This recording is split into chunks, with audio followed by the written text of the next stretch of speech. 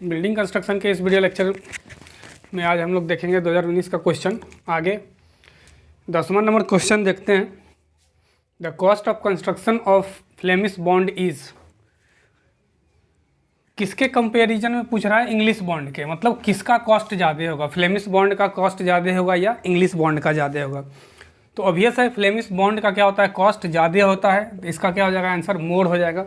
मतलब Flemish bond का cost of construction हमेशा इंग्लिश बॉन्ड से क्या होता है, ज़्यादा होता है। अगला क्वेश्चन देखते हैं हम लोग। Cavity wall are made of two wall. Cavity wall जो होता है दो वॉल से बना हुआ रहता है और इसके बीच में क्या होता है, एयर गैपिंग रहता है। ठीक है, ताकि बहुत सारा चीज़ ये ताकि इंसुलेशन कर सके हीट का, नॉइज़ का।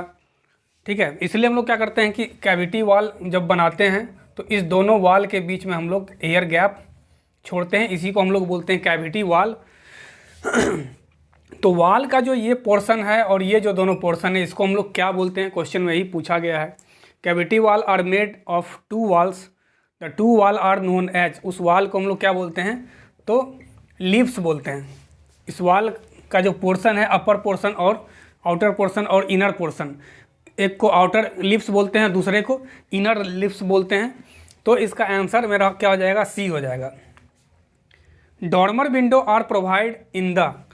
अगला क्वेश्चन हम लोग का है कि डॉर्मर विंडो को हम लोग कहाँ प्रोवाइड करते हैं, कहाँ देते हैं। पहला है sloping roof, flat roof, wall opening और नन। तो वॉल ओपनिंग में जो प्रोवाइड करते हैं वो तो जनरली क्या होता है, विंडो होता है, सिंपल, उसको विंडो बोलते हैं। फ्लैट रूफ तो हम लोग समझ रहे हैं कि छत क्या हो, फ्लैट हो, ऊपर में अगर हम लोग छोड़े हुए हैं लाइट आने के लिए तो उसको हम लोग स्काई रूफ भी बोलते हैं। तो ऑप्शन हम लोग का क्या हो जाएगा, स्लोपिंग रूफ हो जाएगा। इसको डॉर्मर विंडो हम लोग कहाँ लगाते हैं, कहीं जहाँ पे भी रूफ स्लोपिंग होगा, स्लोप के फॉर्म में होगा, इस तरह से होगा, इस तरह से होगा। अगर यहाँ पे हम लोग ओपनिंग छोड़े हुए हैं विंडो, ठीक है, तो इसको हम लोग बोलते हैं डॉर्मर्स। ठीक है, यानी डॉर्मर विंडो कहाँ देते हैं हम लोग, तो स्लोपिंग रूफ में देते हैं। स्लोपिंग रूफ के पास ही हम लोग डॉर्मर विंडो लगाते हैं। अब अगला क्वेश्चन है, horizontal platform provide in between two flight of a stair is called landing. ये तो सिंपल क्या है, ये डिफिनीसन ही है लैंडिंग का, कि दो जो मेरा फ्लाइट है उसके स्टेयर का, उसके बीच का जो जगह होता है उसको हम लोग लैंडिंग बोलते हैं। तो इसका आंसर हो गया लैंडिंग। अगला क्वेश्चन हम लोग देखते हैं। अगला क्वेश्चन है the process of mixing various constituents of A plaster. मतलब प्लास्टर जब हम लोग बनाते हैं, जैसे मोटार मिलाते हैं, प्लास्टर बनाते हैं तो सीमेंट में वाटर मिलाते हैं। ठीक है, तो प्लास्टर जब हम लोग बनाते हैं उसका बहुत सारा जो कंस्टिट्यूएंट होता है उसको जब हम लोग मिक्स करते हैं तो उस मिक्सिंग के प्रोसेस को क्या बोलते हैं, गेजिंग बोलते हैं। तो मेरा इसका आंसर हो जाएगा सी, गेजिंग इसको बोलते हैं। क्लियर, मतलब mixing process for various constituent of plaster को हम लोग क्या बोलते हैं, गेजिंग बोलते हैं। क्लियर। फिर अगला क्वेश्चन है हम लोग का, underpinning is a method of strengthening. Underpinning हम लोग हमेशा फाउंडेशन को मजबूत बनाने के लिए करते हैं।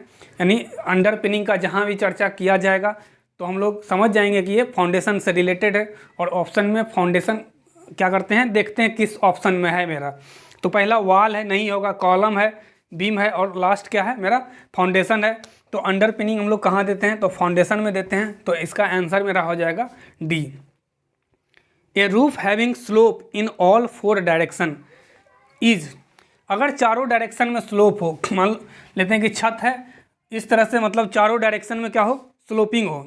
दो डायरेक्शन इधर हो गया, दो डायरेक्शन इधर से, चारों डायरेक्शन में स्लोपिंग होता है तो उसको हम लोग बोलते हैं हिप्ड रूफ। उसको क्या बोलते हैं हम लोग, हिप्ड रूफ बोलते हैं। यानी आंसर जो होगा मेरा सी हो जाएगा, heaped roof.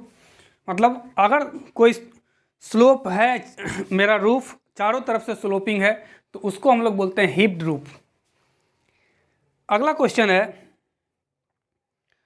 Proportion of A motor use for plastering the ceiling छत को प्लास्टर करने के लिए, छत जो होता है, सीलिंग जो होता है, अंदर से हम लोग इसको सीलिंग बोलते हैं।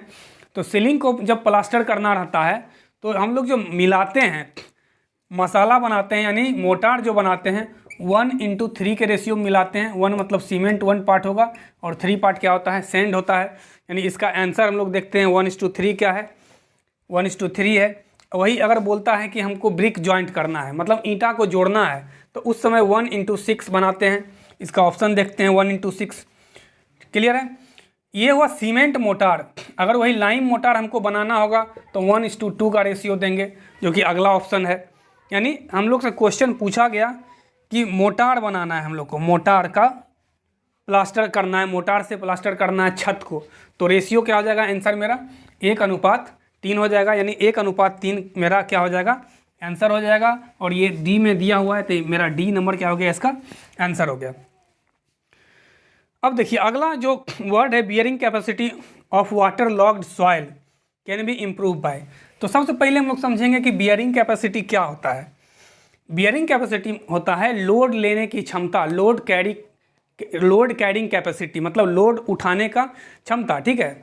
मान लीजिए जिस ज़मीन पे हम कंस्ट्रक्शन कर रहे हैं उस पे मान लीजिए 2 तल्ला 3 floor 4th floor multi storey building बना रहे हैं, तो उस स्टोरी बिल्डिंग का वजन मेरा ज़मीन जो मेरा अर्थ है, सॉइल है, वो ले पा रहा है कि नहीं, उसी को उसका बियरिंग कैपेसिटी बोलते हैं। अगर बियरिंग कैपेसिटी कम होगा, मतलब सॉइल स्ट्रांग नहीं होगा, उसका बियरिंग कैपेसिटी कम होगा, तो क्या होगा, स्ट्रक्चर नीचे धंस जाएगा। इसको बोलते हैं हम लोग बियरिंग कैपेसिटी, मतलब लोड लेने की लोड कैरिंग कैपेसिटी को ही हम लोग क्या बोलते हैं, बियरिंग कैपेसिटी बोलते हैं।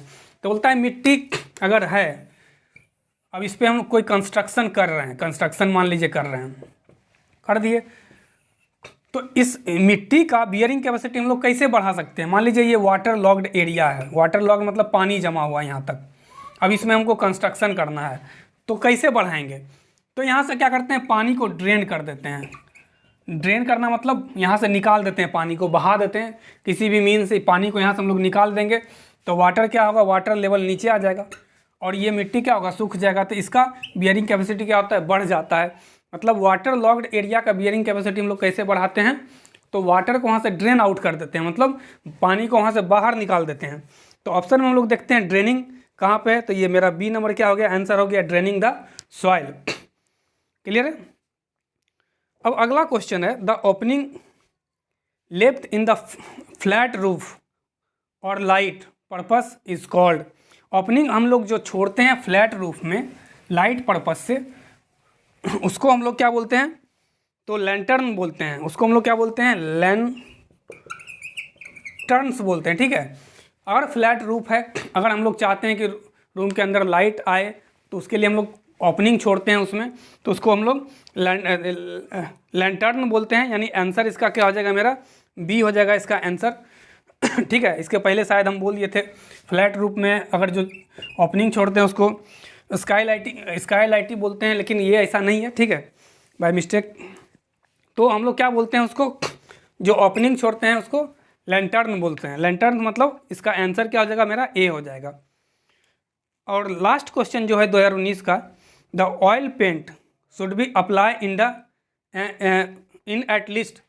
अगर मान लीजिए किसी सरफेस पे हमको पेंटिंग करना है, ऑयल पेंटिंग करना है, तो ऑयल पेंटिंग जब किसी सरफेस पे करते हैं तो कम से कम 2 बार लगाते हैं। मतलब एक बार पेंट चढ़ाने के बाद जब वो सूख जाता है पेंट, फिर उसको क्या करते हैं, दोबारा हम लोग पेंट करते हैं। मतलब कम से कम 2 बार तो ज़रूर हम लोग पेंट का उपयोग करेंगे। क्या, किस लिए, किसी भी चीज़ को अगर हम लोग पेंट करते हैं तो एटलीस्ट 2 टाइम्स उस सरफेस को पेंट करना रहता है। तो ये हम लोग का था 2019 का क्वेश्चन जो आज हम लोग डील किए हैं। तो इस वीडियो लेक्चर में हम लोग इतना ही देखेंगे। Thank you.